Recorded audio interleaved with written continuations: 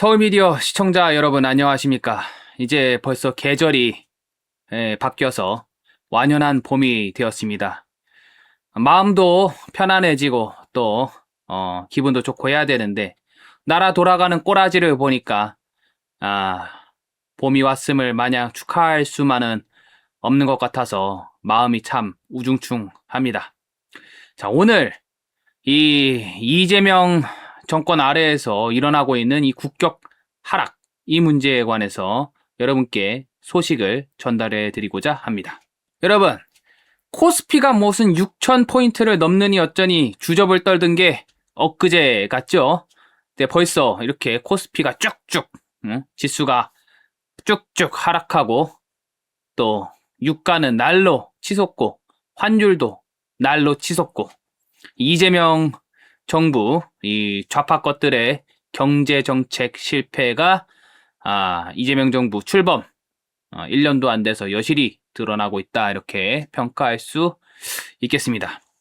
그런 가운데 지금 대한민국이 마치 거의 북한과 같은 수준의 이 인권 탄압국이다 하는 그런 인식이 국제사회에서 조금씩 퍼지고 있다고 하는데요.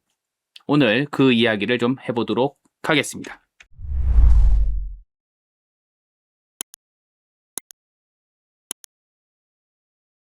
자, 펜앤마이크 기사가 이렇게 나왔습니다. UN 인권이사회에서 김병헌 구속사태 논의돼 한국 정부 북한이 그렇게 하듯이 자국민을 탄압한다. 이게 무슨 일일까요? 자, 읽어볼까요? 시민단체, 일본 시민단체가 시민단체 위안부법 폐지 국민행동의 김병헌 대표에 대해서 이 한국 정부가 인권 침해 실태를 유엔에 고발했는데, 자, 한국이 마치 북한 것들이 자기 인민들한테 하듯이 대한민국 정부도 그렇게 자국민을 탄압하고 있더라 하는 이야기가 국제기구에서 공식적으로 나왔다는 그런 소식입니다. 자, 내용을 더 살펴보면 이렇습니다. 자, 일본군 위안부 강제연행 주장을 반박하는 이 활동을 해온 시민단체 위안부법 폐지 국민행동의 김병헌 대표가 있습니다. 이 김 대표가 지난 20일 법원으로부터 구속영장을 발부받고 지금 현재 서울구치소에 갇혀 있는데요.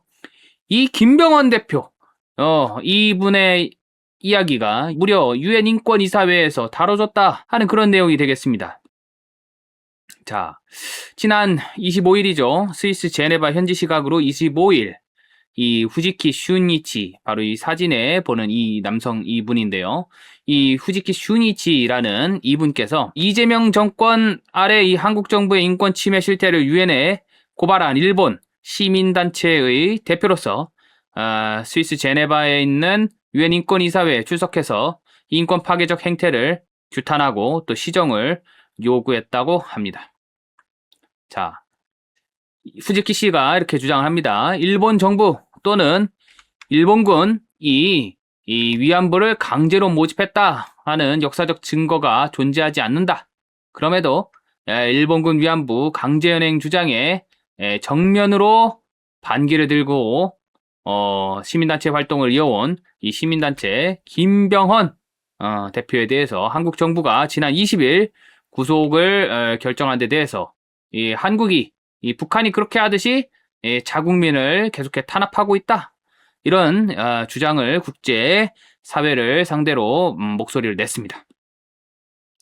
또 이렇게 지적합니다. 지난 2015년 한일 위안부 합의와 관련해서 이 한국 정부가 일본군 위안부 문제를 국제 무대에서 다시 논하지 않기로 약속을 했는데 그 약속을 어기고 다시금 일본군 위안부 문제를 들고 나왔다. 이렇게 또 지적했습니다. 이게 무슨 뜻이냐?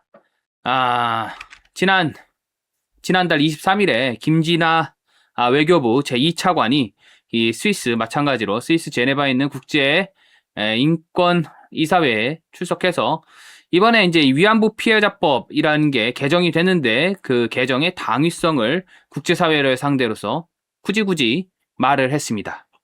이 위안부 피해자법 지난 2월에 민주당 것들의 주도로 이 국회에서 통과가 됐고 이달 10일에 공포가 돼가지고 오는 6월 11일부터 시행이 예정이 되어 있는데요.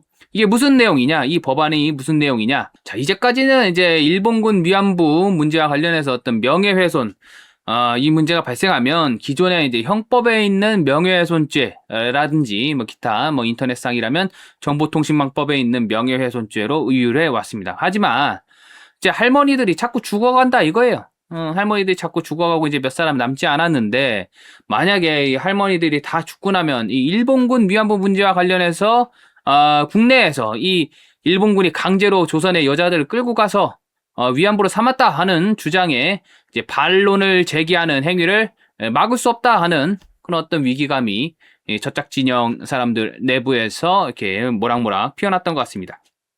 그런 와중에 어떤 일이 일어났나? 방금 전에 여러분께서 보셨던 그 김병헌 선생님, 시민단체 위안부법 폐지 국민행동의 김병헌 선생님에 대해서는 제가 여러분께 지난 몇 번에 이제 소개를 해드린 적이 있는데요. 이 이재명이 아주 그냥 대통령으로서는 아주 있을 수 없는 일이죠.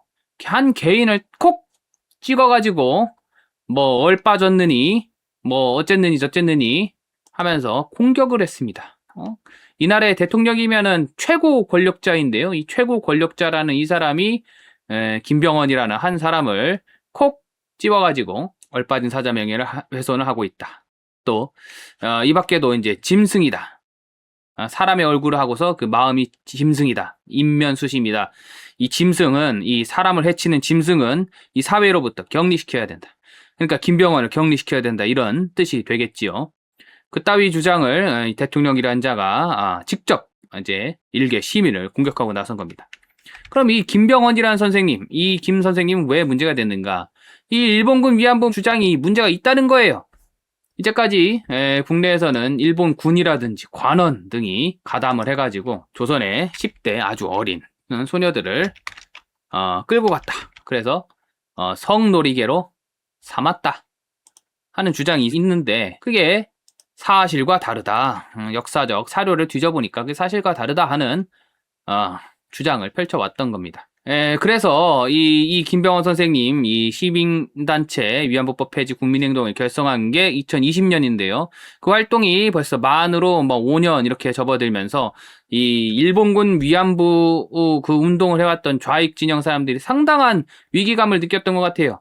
그래서 이 방금 전에 말씀드린 위안부 피해자법을 개정을 해가지고 그 위안부 소위 피해자 개개인을 공격하는 행위뿐만 아니라 일본군 위안부에 의한 일본군에 의한 이 일본군 위안부 강제연행 그 사실 그 자체를 부정하는 행위까지도 그냥 피해자가 별도로 없다고 하더라도 어떤 모종의 사실을 부정하는 행위 그 자체만으로도 이제 형사처벌을 할 수 있도록 법을 만들었고 김진아 아까 보셨던 이 김진아라는 이 외교부 2차관 이 부산대 나온 이 여자가 스위스 제네바까지 가서 일본군 위안부 이 피해자법을 개정해서 이 허위사실 유포, 그러니까 일본 군이라든지 일본 관원에 의해서 조선의 소녀들이 끌려갔다 하는 이 사실을 부정할 경우에는 처벌을 한다라는 이 법률의 개정을 정당화했다 하는 겁니다.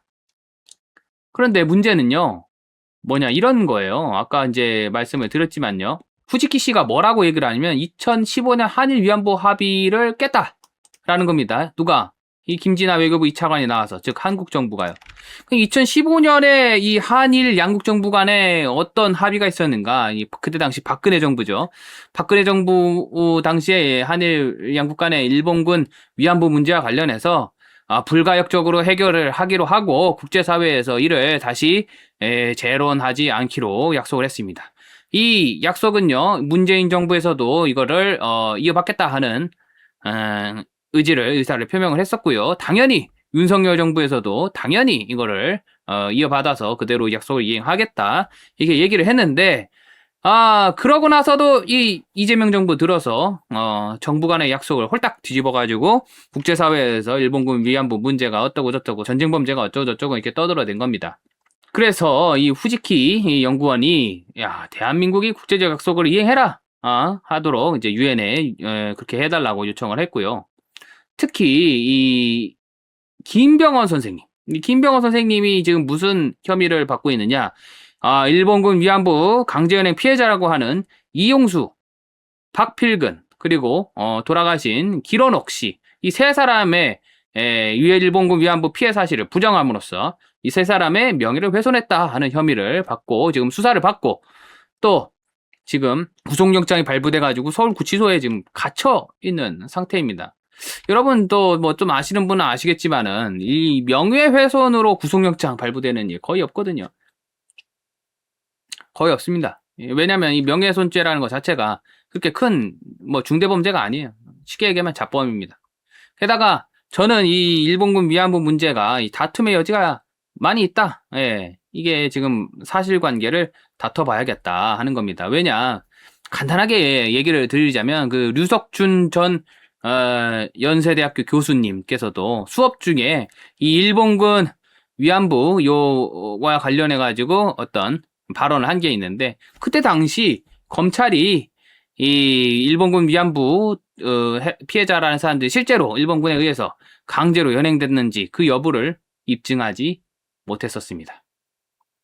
그리고 또 이 김병호 선생님이 이 입고 있는 이 혐의 사실 중에 또 뭐가 있느냐? 집시법을 위반했대요. 어떤 집시법을 위반했는가?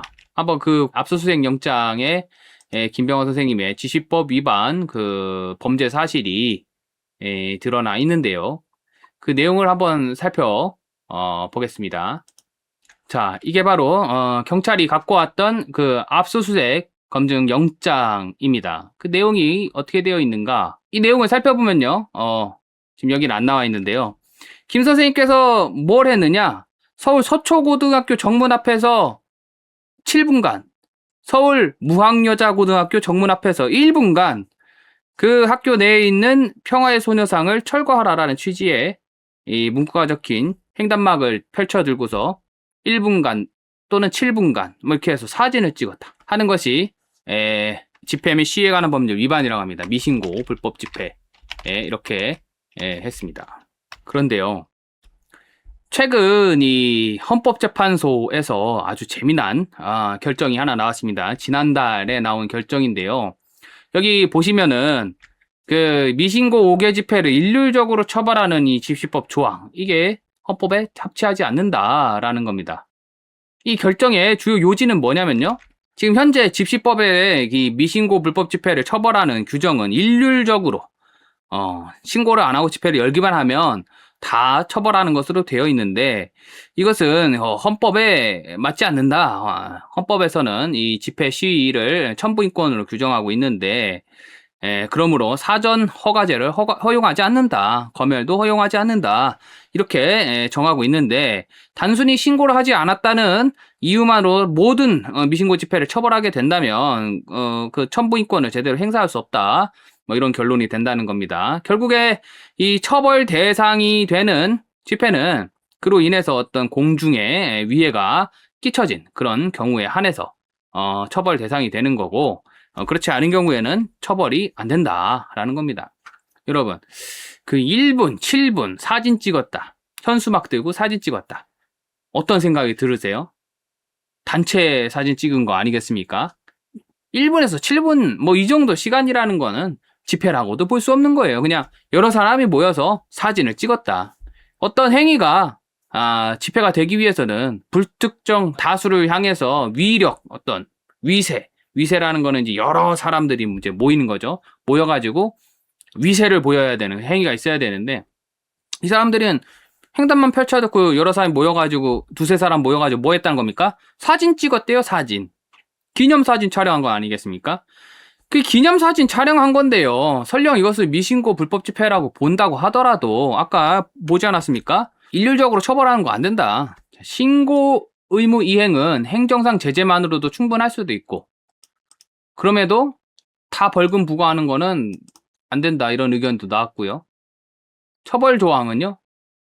헌법 질서를 포함하는 전체 질서의 관점에서 반가치성이 없는 미신고 5개 집회까지 일률적으로 처벌하고 있다.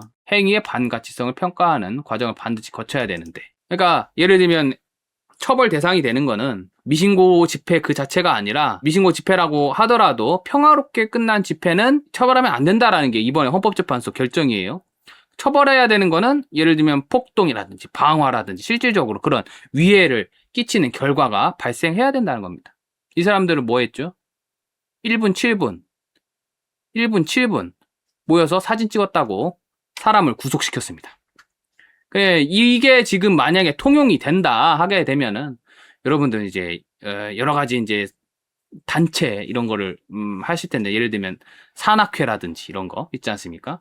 밖에서 현수막 들고서 모여가지고 단체 사진 찍으면 그게 5개 집회가 되는 거예요, 지금. 경찰의 논리 지금 구속시킨. 지금 이따위 거 가지고서 지금 사람을 구속시켜야 되겠습니까?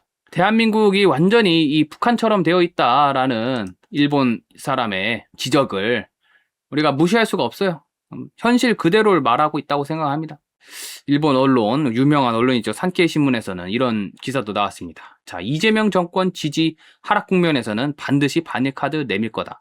지난 1월에 이재명이가 일본 가가지고 타카이치 사나의 일본 총리랑 쎄쎄쎄 하면서 뭐 드럼을 치면서 뭐 좋다. 일본하고 아리가또 하고 오지 않았습니까? 뭐 중국에는 쎄쎄 하고 일본에 아리가또 하면 된다 한 것 같은데 이재명의 본심이 과연 어디에 있는가? 산케이 신문은 반일이 사실은 그 안에 있다라고 분석을 한다는 겁니다. 자, 이 구속이 된 우리 이 김병원 선생님, 김병원 선생님 관련해 가지고 산케이 신문이 자 어떻게 분석을 했는가? 이재명이 직접 이 김병원 선생님을 탁 지목을 해가지고 얼빠졌느니 뭐 어쩌니 지금 사람을 일개 시민을 공격한 게 1월 6일이었습니다. 이때가 언제냐? 방위를 목전에 두고 있었던 시점이다 이겁니다. 이거 관련해서 산케이 신문이 굳이 그 시점에 이 김병원 선생님을 공격하는 메시지를 낸 거 뭐냐? 한국 내 지지 세력에 대해서 내가 지금은 일본과 잘 지내는 것처럼 보여도 반일 신념에는 변함이 없다라는 메시지를 보낸 거다. 이렇게 분석을 했습니다. 여러분은 어떻게 생각합니까? 이 분석이 맞다고 보십니까? 그래서 이 신문은 어떻게 되어 있느냐? 이재명 정권 지지율이 만약에 떨어지면 반드시 반일 카드를 들고 나올 거다. 대한민국의 국격이 촤르르 녹아내리고 있습니다. 대한민국이 이제 국제사회에서 북한 수준의 아주 깡패 국가로 인식이 되는 날이 얼마 남지 않은 것 같습니다. 여러분, 이런 폭거, 국가적 폭거, 폭력 여기에 적극적으로 저항해야 되지 않겠습니까? 여러분들의 관심만이 이 대한민국의 이 자유를 지켜낼 수 있다 이렇게 저는 생각을 하고요. 또 이 김병원 선생님과 관련해서 경찰이 어떻게 무도한 아주 행태를 보이고 있는지 다음번에 아주 재미난 영상과 함께 여러분께 소개해 드리도록 하겠습니다.